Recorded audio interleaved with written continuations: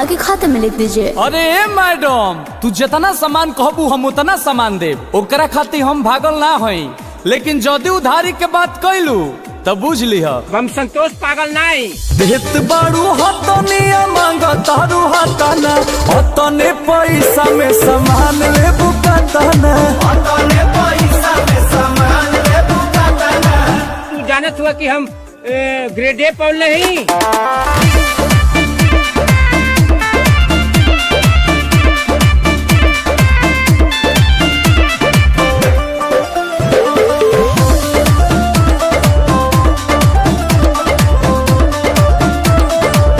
संतोष पागल नहीं। तोरा जस दू चार गोवा जस गहकी फंस जाई मोर दुकानदारी हो, नगद लगा के चढ़बो पर शादी खुश हो जाई है महतारी हो।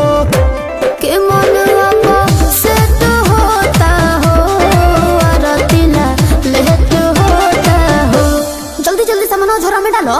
अरे मैडम, तू झोरा में डलवाव चाहे बोरा में डलवाव, ओकरा खातिर हम भागल ना हई, लेकिन जदि उधारी सुधारी के बात कैलू तो बुझ लिह हम संतोष पागल नहीं। देत बाड़ू हतनिया मांग तारू हतना, हतने पैसा में सामान ले बुकतना, हतने पैसा में सामान ले बुकतना। मारम ना एक फट की एको भाषा ना बोलबा कोनो विषय में।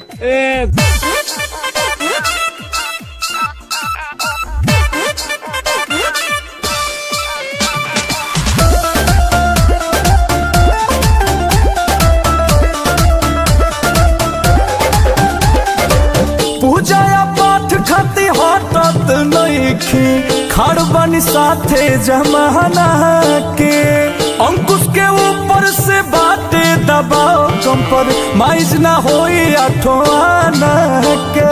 मारम ना एक फट में लगवा लो के दे दो चुना ले जाई बहो, लालू से सुबह भेजाई बहो। अरे ले लीजिएगा अपना पैसा, भेजवा दूंगी।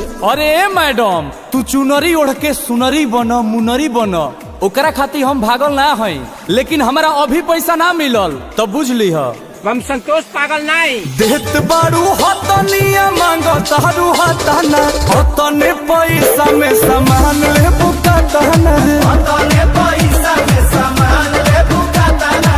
तू जानत हुआ कि हम ग्रेड ए पढ़ नहीं, गोल नियर खड़ा हो जेबे।